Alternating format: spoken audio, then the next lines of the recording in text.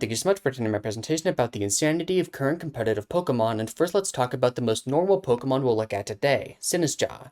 This thing is really good, having super balanced stats with a massive special attack of 121. You're bulky, strong, and while 70 speed isn't high, Sinistcha prefers running on Trick Room teams anyways. The Teacup's typing is also great as it naturally dodges Fake Out and Spore. Sinistcha gets a bunch of good supportive moves that it loves running, including Rage Powder as redirection, Trick Room, and Life Dew to heal. But the really important part is its ability Hospitality. On Switch In, this gives your partner 25% of their maximum HP back, being especially dangerous alongside bulky setup threats. One great example is the Mousehold plus Archaludon idea that got heavy usage in Dortmund. By using Population Bomb into your own AV arc, it maxes out defense. Then with Sinistcha's plethora of healing moves, it can easily keep the bridge healthy. Ideas like this are extremely potent and have seen a ton of success. Sinistcha is an absolute monster. Now we'll talk about another strong grass type, Exeggutor. This Pokemon hasn't been good in any format in a long ass time, but in Regulation H it can work well. This is because of two main traits. First, as I talk about in seemingly every other video at this point, it has the extremely powerful spread move Expanding Force. Second, more interestingly, it gets access to the ability Chlorophyll.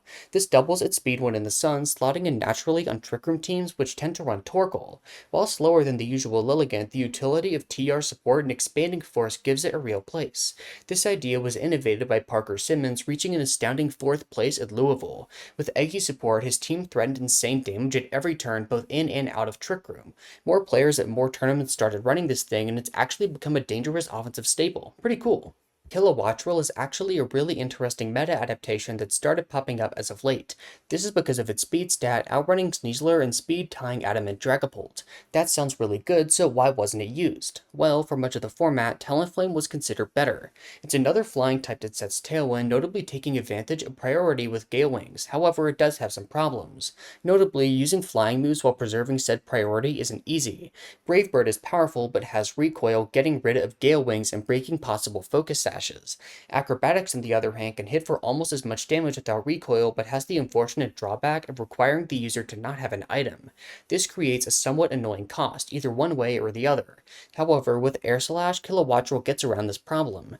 It always lives a hit with a sash, doesn't deal damage to itself, and even gets good coverage in Thunderbolts. Plus, Competitive gives it a +2 special attack boost when a stat is lowered, absolutely destroying Intimidate. While it does miss out on priority, this is an extremely powerful idea and has gotten a lot better recently.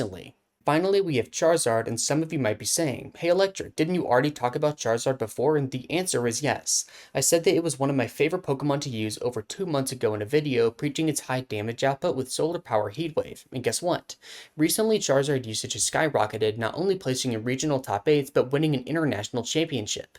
Marco Silva ran it on a powerful Sun team not unlike the ones Exeggutor fits on.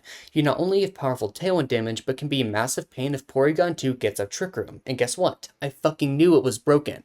This is the least humble brag of all time, but I don't care. I brought this thing to Baltimore in early September knowing how powerful it was. Did I do well? No.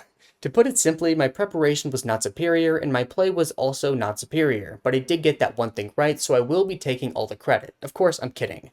The people that actually took it far at Majors obviously deserve all the praise. Huge congrats once again to Marco Silva. He really innovated this style of team and has a ton of amazing results. Good stuff. In conclusion, VGC is in a really cool spot. Despite the format being around for almost 3 months now, new stuff is still being discovered. There's still a few more tournaments to go, so until we head back to Regulation G, keep an eye out for the next big thing. Thank you so much for watching.